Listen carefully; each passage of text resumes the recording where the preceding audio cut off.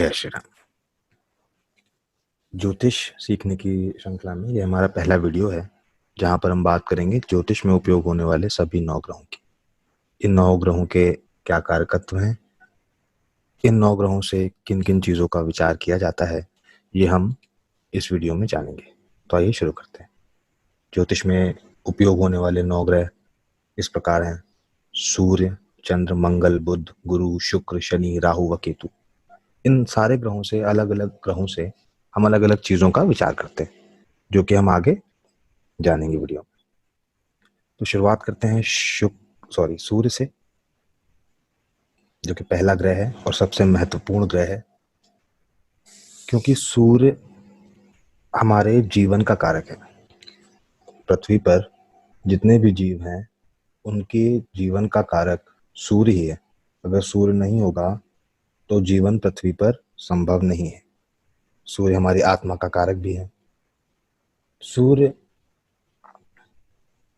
आत्मा का कारक, जीवन का कारक, और यदि सूर्य किसी व्यक्ति का बलि हो तो वह व्यक्ति राजा के समान होता है, उसका आचरण राजा के समान होता है। अगर हम एग्जाम्पल की बात करें तो महाभारत में कर्ण, जिन्हें हम दानवीर कर्ण भी बोलते हैं, वो राजा ना होकर भी राजा के समान उनका बिहेवियर था। उनको महादानी कर्ण भी बोलते हैं। सूर्य का काल पुरुष कुंडली में 5वां स्थान है और इसकी जो राशि है वो सिंह राशि है। हर ग्रह की अपनी एक राशि होती है, कुछ ग्रहों की 2 राशियां भी होती हैं, वो हम आगे चर्चा में बात करेंगे। अब ये भी हमें जानना जरूरी है कि काल पुरुष कुंडली क्या होती है। काल पुरुष कुंडली एक स्टैंडर्ड कुंडली है जिसमें सारे ग्रह अपने स्थान पर होते हैं। पहले भाव में सारी राशियां अपने ग्रहों में होती हैं। पहले भाव में पहली राशि, दूसरे भाव में दूसरी राशि, इस तरह सारी राशियां अपने अपने भावों में होती है। कुंडली के अलग अलग भाव होते हैं, पहला भाव, दूसरा भाव, तीसरा भाव, उनमें बनने वाली राशियां अलग अलग हो सकती हैं। ये सारी चर्चा हम अपने आने वाले वीडियोस में करेंगे। तो आइए चलते हैं अगले ग्रह की ओर, चंद्र। अगला ग्रह चंद्र है, जो कि हमारे मन का कारक है, माता का कारक भी है। चंद्र की राशि कर्क राशि होती है। चंद्र यदि बली है किसी व्यक्ति की कुंडली में तो वह व्यक्ति अपनी इंद्रियों को वश में करने की क्षमता रखता है।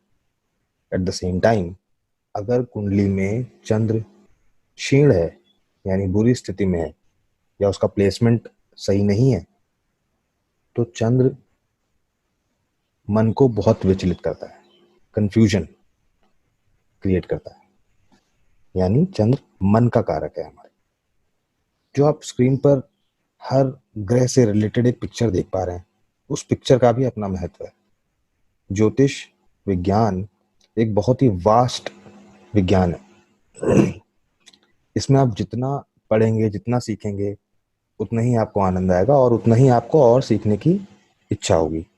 जितना आप सीखते जाएंगे उतना ही आप और आगे बढ़ते जाएंगे। इसके सीखने का कोई अंत नहीं है। अगले ग्रह की बात करते हैं। अगला ग्रह है मंगल ग्रह। मंगल एक क्रूर ग्रह माना गया है। मंगल ग्रह की जो राशि है, 2 राशियों का स्वामित्व मंगल ग्रह को मिलता है। पहली राशि एरीज यानी मेष राशि, दूसरी राशि वृश्चिक यानी स्कॉर्पियो। तो मंगल 2 राशियों को दर्शाता है, 2 राशियों का स्वामी है। मंगल से किन किन चीजों का विचार किया जाता है? मंगल एक फायरी प्लैनेट है, बहुत ही उग्र स्वभाव को दर्शाता है। मंगल से पराक्रम का कारक भी मंगल है। अगर यह कुंडली में उच्च स्थान पर बैठा हो तो व्यक्ति बहुत पराक्रमी होता है और शत्रुओं से लड़ने की क्षमता होती है, शत्रुओं को परास्त करने की क्षमता भी होती है। यदि मंगल अफ्लिक्टेड है, किसी राहु या केतु जैसे मेलेफिक ग्रहों से प्रभावित है, तो मंगल के कारकत्वों में खराबी आती है। तो आइए आगे बढ़ते हैं, अगले ग्रह की चर्चा करेंगे। बुध। बुध यानी मरकरी। जैसा कि नाम से प्रतीत होता है, बुध ये हमारी बुद्धि का कारक है और यह एक इसे एक नपुंसक ग्रह की संज्ञा दी गई है। नपुंसक ग्रह की संज्ञा इसलिए दी गई है क्योंकि ये जिस ग्रह के साथ होगा या जिस ग्रह का प्रभाव इस पे होगा, जिस ग्रह की दृष्टि इस पर होगी, उस ग्रह के अनुरूप ये रिजल्ट देना शुरू कर देगा, उस ग्रह के जैसा। बुध को बालक ग्रह भी बोलते हैं क्योंकि यह एक बालक के समान है। आप उसे जैसी शिक्षा देंगे उस तरह की ही उसमें प्रवृत्तियां आएंगी। बुध को दो राशियों का स्वामित्व मिलता है, पहली राशि मिथुन और दूसरी राशि कन्या। तो बुध दो राशियों का लॉर्ड है, पहली मिथुन और दूसरी कन्या। काल पुरुष कुंडली में मिथुन राशि तीसरे स्थान पर आती है और कन्या राशि छठे स्थान पर है। चलिए आगे बढ़ते हैं, अगले ग्रह की बात करते हैं, गुरु। गुरु यानी जुपिटर। जुपिटर ज्ञान का कारक है, धन वैभव का कारक भी जुपिटर है। जुपिटर गुरु बृहस्पति का ग्रह है जो कि देव गुरु है, यानी इनसे मिला हुआ ज्ञान एक शुद्ध आध्यात्मिक ज्ञान है।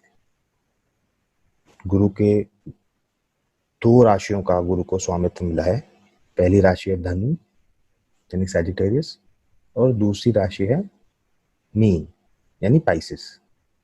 तो इन दो राशियों का लॉर्ड गुरु बनता है हमारी कुंडली में। गुरु ज्ञान का कारक है, सबसे ज्यादा इंपॉर्टेंट ग्रह गुरु बनता है क्योंकि यह सारे ग्रहों में सबसे बड़ा ग्रह है साइज में। और यदि अगर आपकी कुंडली में यह सुस्थान पर बैठा है यानी अच्छी प्लेसमेंट है जुपिटर की आपकी कुंडली में, तो अगर कुंडली में कुछ बुरे योग भी बन रहे हैं तो उन दुर्योगों के असर को भी यह कम करता है। जब हम बात करेंगे अगले प्लैनेट की, शुक्र यानी वीनस। जैसे गुरु ज्ञान का कारक है उस तरह शुक्र भी ज्ञान का कारक है। द ओनली डिफरेंस इज गुरु आध्यात्मिक ज्ञान का कारक है और शुक्र मेटेरियलिस्टिक ज्ञान का कारक है, यानी भौतिक सुख संसाधन, इन सब का कारक शुक्र है। शुक्र भी दो राशियों का स्वामी है, पहली राशि टॉरस और दूसरी राशि लिब्रा। टॉरस को हिंदी में वृष राशि बोलते हैं और लिब्रा को तुला राशि बोलते हैं। टॉरस की जो कालपुरुष कुंडली में प्लेसमेंट है वो सेकंड हाउस में आती है। जो टॉरस राशि है यानी जो वृष राशि है वो कालपुरुष कुंडली में उसे दूसरा स्थान मिला है और तुला राशि यानी लिब्रा को सातवां स्थान मिला है। तो हम आगे बढ़ते हैं अगले ग्रह की ओर, शनि यानी सैटर्न। शनि दुख का कारक है, शनि न्याय का कारक है। शनि हमारे जीवन में होने वाले उतार चढ़ावों का कारक है। शनि एक बहुत ही इंपॉर्टेंट प्लैनेट है, ये एक क्रूर ग्रह है और ये बहुत ही न्यायप्रिय ग्रह भी है। शनि को भी दो राशियों का स्वामित्व प्राप्त है, पहली राशि मकर राशि, दूसरी राशि कुंभ राशि। मकर राशि और कुंभ राशि काल पुरुष कुंडली में 10वें और 11वें स्थान में आते हैं।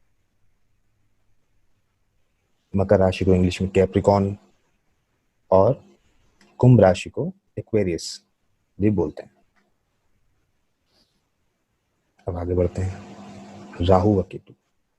राहु केतु बहुत इंटरेस्टिंग प्लैनेट्स हैं। ये दोनों जो ग्रह हैं ये एक्चुअल ग्रह नहीं है, ये फिजिकल प्लैनेट्स नहीं है, बल्कि ये एक राक्षस का सर और दूसरा राक्षस का शरीर है।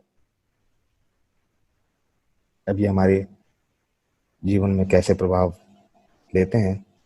राहु व केतु इनकी खुद की कोई राशियां नहीं है। जिस राशि में ये बैठते हैं उस राशियों के कारकत्वों को बढ़ा देते हैं, खराब भी कर सकते हैं। कुछ स्थानों पर एट सम प्लेसेस बहुत अच्छा रिजल्ट भी राहु केतु देते हैं। तो आज की वीडियो में इतना ही।